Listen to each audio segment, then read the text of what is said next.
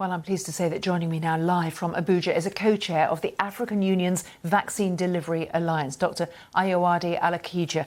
Dr. Alakija, thank you for your time. Do you feel that this was inevitable in some way? Thank you, Philippa.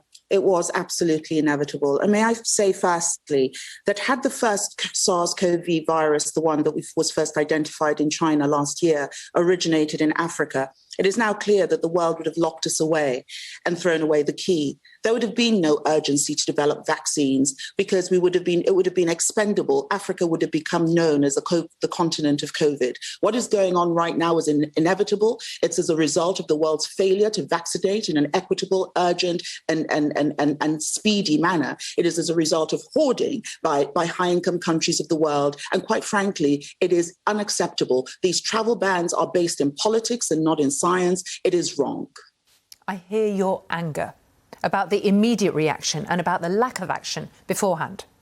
Yeah, absolutely. I mean, let's just hope this is a dress rehearsal that we're seeing right now with the Omicron variant and not the main event. The science, we don't know yet. What we can say about COVID, what we can say about this current variant is that the best thing that we know is that we don't know. So this is hopefully a dress rehearsal. But because until everyone is vaccinated, no one is safe. But what exactly is the global playbook on this? What are we planning to do? Are we just planning to act politically, knee-jerk reaction, so that we can satisfy those people within our countries, that we're keeping those, those unvaccinated Africans out? Why are the Africans unvaccinated? It's an outrage because we knew we were going to get here. We knew this is where the hoarding, the lack of IP waivers, the lack of cooperation on sharing tech and sharing know-how. We knew this is a crossroads that it was going to bring us to. It was going to bring us to a variant. It was going to bring us to more dangerous variants. Why are we acting surprised? Why are we locking away Africa when this virus is already on 3 continents?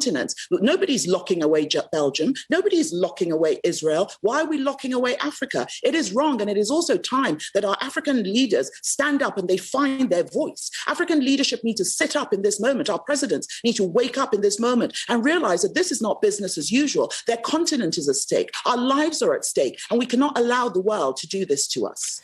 You compared the situation now to the situation when the virus came out of Wuhan, came out of China. And if there'd been an instant lockdown and a travel lockdown, we'd be talking about a different pandemic. So the instant reaction is surely something has to be done in the very short term to try to stop the spread of the virus, this variant.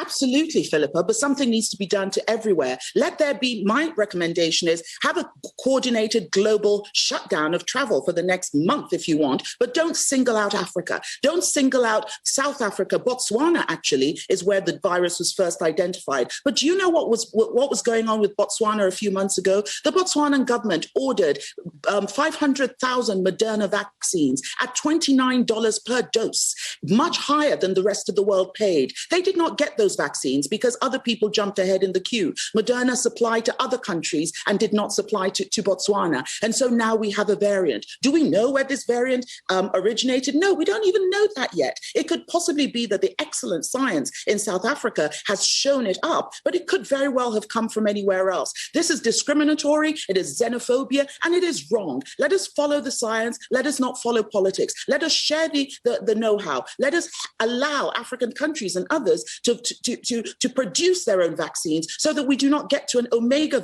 variant, which we cannot absolutely control. Dr. Alakija, we have to leave it there. Really important to hear your voice and what you're saying. Thank you. Thank you, Philip. This is the state of the nation. Ibifa Mwanga. We are deliberate, we are reasonable, we are uncensored.